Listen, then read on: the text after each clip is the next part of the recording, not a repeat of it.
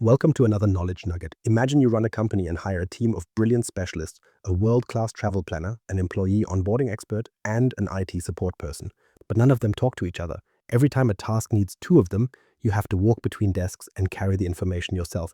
That's exactly how most AI agents work right now. They operate in isolation, even when the problem clearly needs teamwork. So today we're talking about how agents can communicate, hand off work, and act like real teams. I'm Mirko Peters. This isn't some future concept. Multi-agent orchestration is already happening, and it's powered by a protocol called A2A. We'll start with the problem, break down that protocol piece by piece, and see how Microsoft uses it inside Copilot Studio and Azure AI. Grab your coffee and let's dive in. So what's the actual problem? AI agents today are exactly like those isolated specialists. Each one has its own knowledge, tools, and goals. A weather agent knows the forecast. A hotel agent knows room availability, but they don't share anything. Now picture a user asking for a trip to Seattle next week with a hotel near the office. A single agent would need to be a weather expert, travel expert, and local business expert all at once. That means giant bloated prompts that cram every possible capability into one system, and those prompts break constantly. The old solution was custom code. You'd write a bridge between the weather agent and the hotel agent, then another between the hotel agent and the flight agent, and another for the calendar agent. It works at first, but every time you add a new agent, you build another integration. Pretty soon you've got a spaghetti nightmare of point-to-point connections where one change breaks everything. The productivity gains your AI was supposed to deliver get eaten alive by maintenance work. Let's look at the real business pain. Your organization already has processes with handoffs. A ticket gets created, someone triages it, someone resolves it, someone logs it, and each step is a handoff. In the old world, you automate each step with a separate agent and then spend weeks wiring them together. But what if there was a protocol that let agents discover each other and cooperate without any custom bridges? That's exactly what A2A does. In plain English, A2A is a standard way for agents to talk to each other, pass work around, and get things done as a team. What is A2A? The simple definition. A2A stands for agent to agent. It's an open protocol that lets AI agents talk directly to each other, no matter who built them. You can think of it like HTTP for agents. HTTP is the language web browsers and servers use to communicate, and A2A does the same thing for agents. An agent built by your IT team on Microsoft Copilot Studio can talk to an agent built by a different company on Google Cloud, as long as both speak A2A. This isn't a small project either. A2A is sponsored by 8 major companies, including Google, Microsoft, Cisco, Salesforce, SAP, and others, and it's hosted by the Linux Foundation. Version 1.0 is stable and ready for real use, which means no single vendor controls the protocol. It's not a Google thing or a Microsoft thing, it's an industry thing. The design is intentionally simple. A2A builds on existing web standards like HTTP and JSON RPC, things every developer already knows. Nothing exotic or proprietary there. That makes it easy for enterprises to adopt without ripping out their existing infrastructure. Now, you might have heard of another protocol called MCP, or Model Context Protocol. Here's the difference. MCP is agent to tool, meaning it connects an agent to external data sources and APIs. A2A is agent to agent, connecting agents directly to each other. They're not competitors, they're complementary. Think of MCP as the vertical connection from an agent down to its tools, and A2A as the horizontal connection between agents side by side. One more design choice. A2A treats agents as opaque. So when one agent talks to another, it doesn't see the other agent's internal reasoning, tools, or private data. It only sees the task it sent and the result it gets back. That preserves privacy and intellectual property. A weather agent doesn't need to know how the hotel agent books rooms. It just needs to hand off the forecast. Now let's look at the first piece of the puzzle, the agent card. The agent card, the resume. Every A2A compatible agent publishes something called an agent card. That card is a machine-readable document that lives at a standard URL on the agent's domain, specifically at parse well-known agent card JSON. If you know where an agent lives, you can fetch its card and learn everything you need to work with it. Think of the agent card as a resume or a business card. It tells other agents who you are and what you can do. The card contains the agent's name, a plain text description of its capabilities, and skill tags that help with discovery. It also lists the endpoint URL where it accepts requests, its authentication requirements, and the input and output formats it expects. Here's a concrete example. Say you have a weather specialist agent. Its agent card says, I can provide current weather and a 5-day forecast for any city. It lists its API endpoint, says it accepts a city name, and returns temperature and conditions in JSON format. That's the whole thing. It's just a clear declaration of what it can do, with no secrets or internal logic exposed. Discovery works like this. An orchestrator agent has a list of known agent URLs, or you can configure it with them.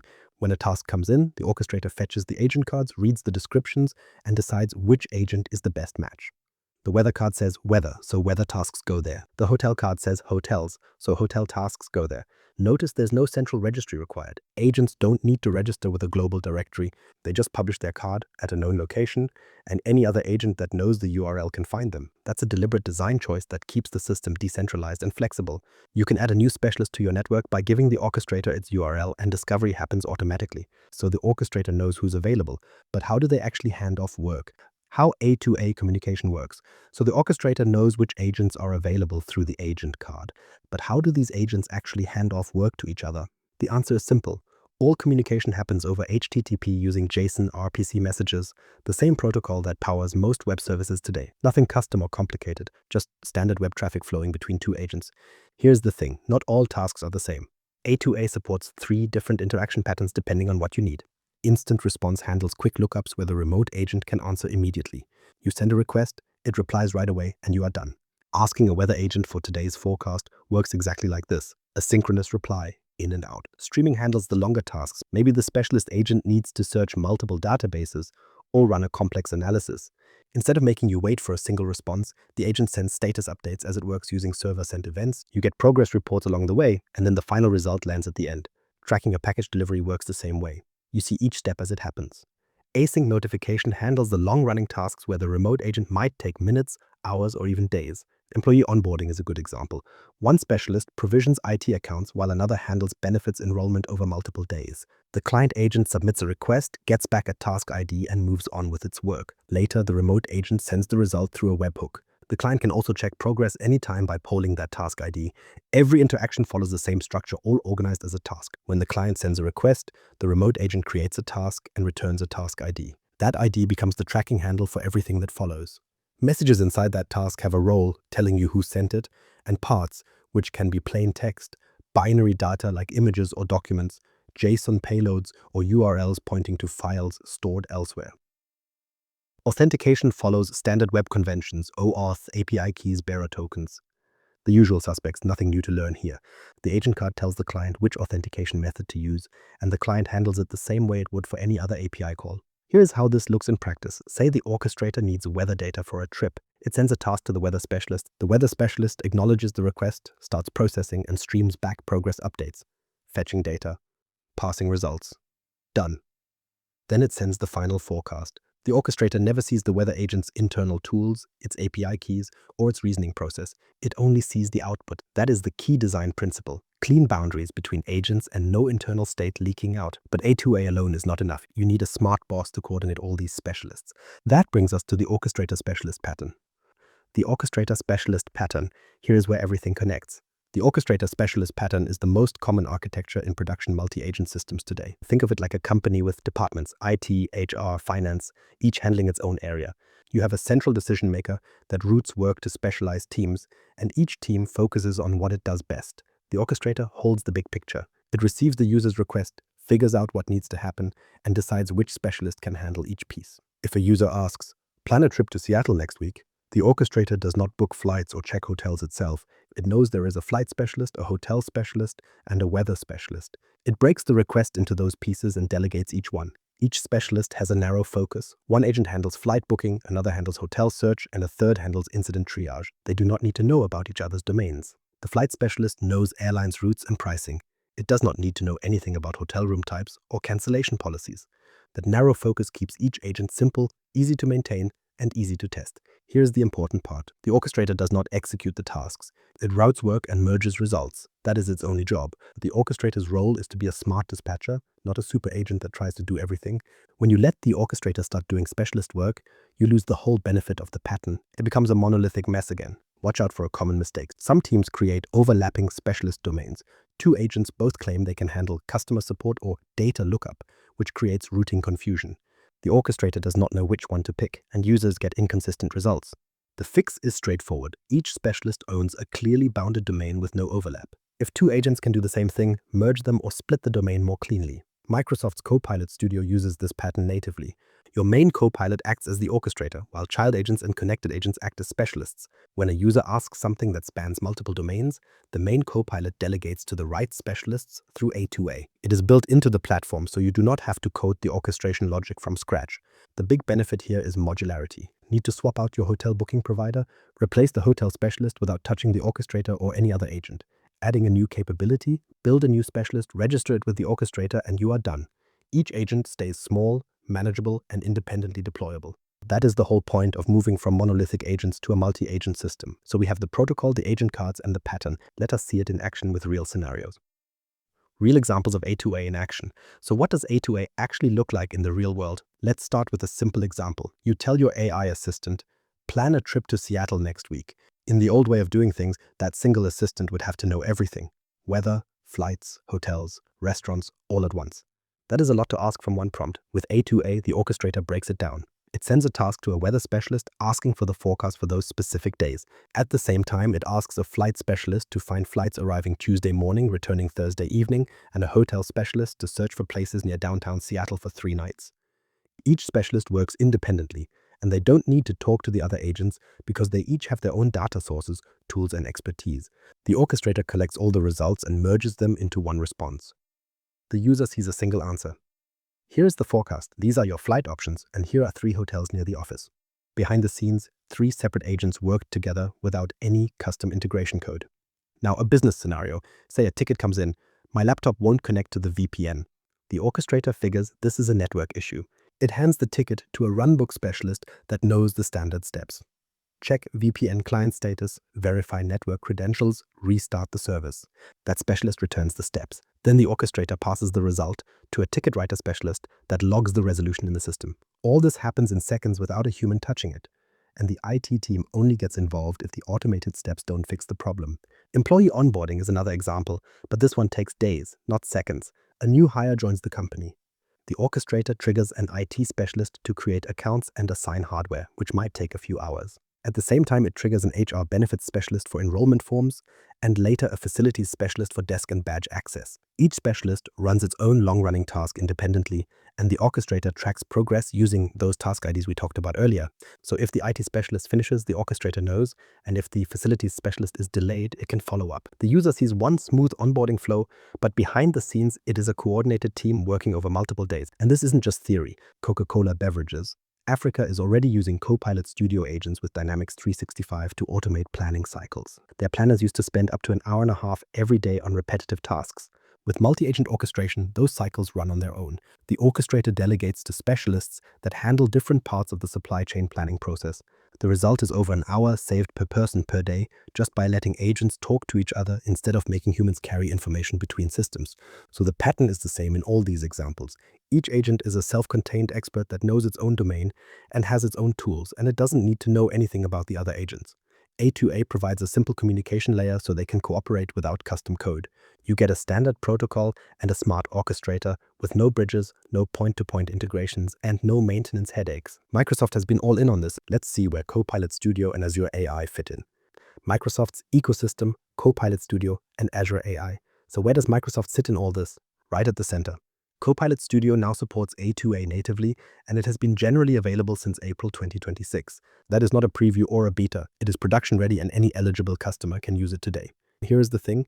You can connect external agents to your Copilot Studio orchestrator. When I say external, I mean truly external. Agents built on Google Cloud, AWS, or any other platform that supports the A2A protocol. The orchestrator doesn't care where the agent lives or what framework it was built with. As long as it speaks A2A, it can join the team. The setup is simple. In Copilot Studio, you create something called a connected agent. You paste in the agent's endpoint URL. Copilot Studio automatically fetches the agent card from that URL, which is the well-known agent card JSON file we talked about. It reads the agent's capabilities, authentication requirements, and input and output formats. Then it builds a custom connector behind the scenes, and your orchestrator can start delegating tasks immediately. You don't need manual integration work or custom code. Just paste the URL and you are done.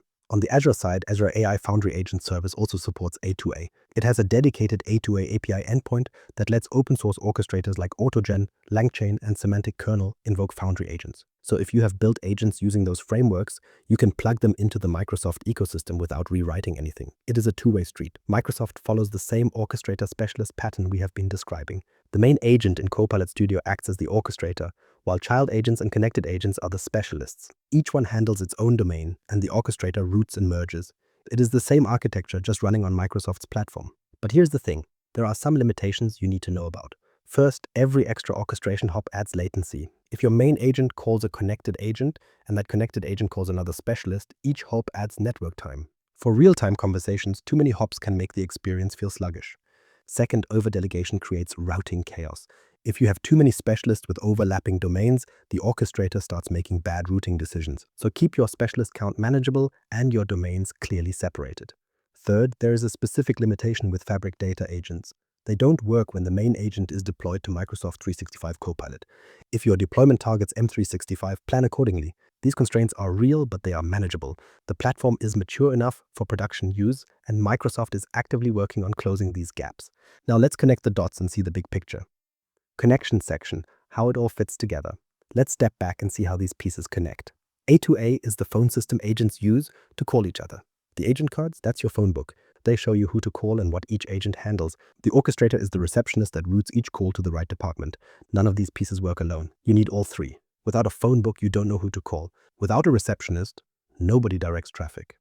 And without a phone system, a receptionist can't connect anyone. They only work as a team. That's where modularity comes in. When your specialists are modular, you can add new capabilities without breaking what's already working. Say you want to add a car rental specialist to your travel assistant. You build it, you publish its agent card, you give the orchestrator its URL. Done.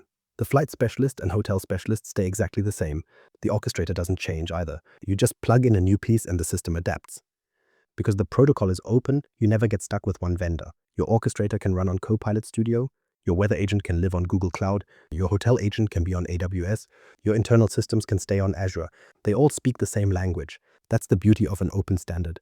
It prevents vendor lock-in and lets you pick the best tool for each job. A2A isn't about building one super smart agent that knows everything. It's about building a flexible workforce of specialists you can rearrange as your needs change. You don't replace your agents, you rearrange them. You add new ones. You swap old ones out. The system grows with you instead of becoming a bottleneck. So what can you do with this knowledge today? Actionable takeaways. Start small. Pick one repetitive process in your organization that involves multiple systems. Ticket resolution, employee onboarding, or expense reporting, for example. Something with clear handoffs between steps. Then build a prototype with one orchestrator and two specialists. You don't need a grand architecture. You just need a working example you can learn from. Use the tools that already support this. Copilot Studio has built-in A2A support. Azure AI Foundry has it too. You don't need to build the protocol from scratch or write custom integration code. Paste a URL, configure your agents, and start delegating. Watch for common pitfalls. Keep your specialist domains from overlapping. If two agents can do the same thing, merge them or split the domain more cleanly. Let the orchestrator handle routing, not execution. And watch for latency from orchestration hops. If your response times start creeping up, you might have too many layers of delegation. The best first step is simple. Map out the handoffs in your existing workflow. Where does information get passed between people or between systems? Those are the spots where agents can take over. Every handoff is an opportunity. So that's the A2A system in a nutshell. Three simple pieces working together. Agents stop being isolated and start acting like a real team. Pick one workflow with clear handoffs and build from there. Subscribe for more plain English breakdowns and drop a comment if anything clicked.